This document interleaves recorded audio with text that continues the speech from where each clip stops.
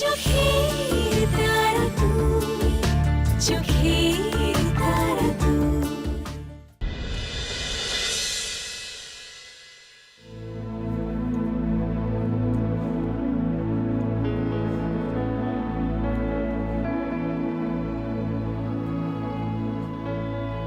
আয়ুষ, কাল আমাদের আবার একবার যেতে হবে ঋষির বাড়িতে। পাগলামো করো না তো তোর। পাগলামো করার একটা সীমা আছে। পাগলামো করছি মানে? তুমি আমার কথাটা আগে শোনো। আমার কথা না শুনে তুমি আগে থেকে বলছো আমি পাগলামো হ্যাঁ, তুমি করছি। পাগলামো করছো। তুমি পাগলামো করে যাচ্ছ, তোমার প্রত্যেকটা পাগলামোর দাম আমাকে দিতে হচ্ছে।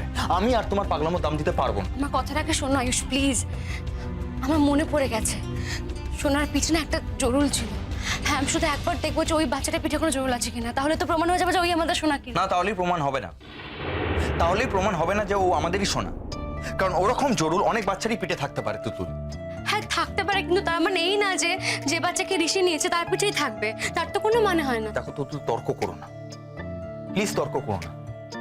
অনেক সহ্য করেছি আমি, এবার প্লিজ ফর গড সেক আমাকে আমার ক্যারিয়ারে মন দিতে দাও। কি বললে তুমি? তোমার কাছে তোমার সন্তানের থেকে তোমার ক্যারিয়ার বড় আয়ুষ? তুতুল, আমি আকাশের দিকে হাত বাড়িয়ে সোনা সোনা করলেই তো সোনাকে কেউ টপ করে আমার কোলে ফেলে দিচ্ছে না। বি প্র্যাকটিক্যাল, বাস্তবটাকে মেনে। বেশ, তাহলে আমি একাই যাব। না, তুমি যাবে না। ঋষি আজকে যেভাবে আমাদেরকে অপমান করেছে, তারপর আমি চাই না আমাদের পরিবারের আর কেউ বাড়িতে যাক। আমার সন্তানের জন্য আমার অপমানটা মানতে একটু অসুবিধা হচ্ছে না।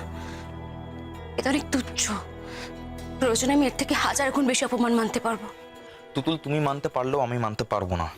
বেশ, মেনো না, যেতে হবে না তোমাকে। আমি তো বলছি আমি একাই যাব তাহলে। দেখো তুতুল,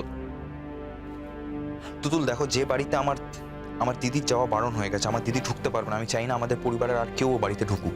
তোমার দিদির যাওয়া বারণ করতে তো আমি বলিনি। আশ্চর্য তো, তুমি যখন যেটা বলবে সেটাই হবে নাকি?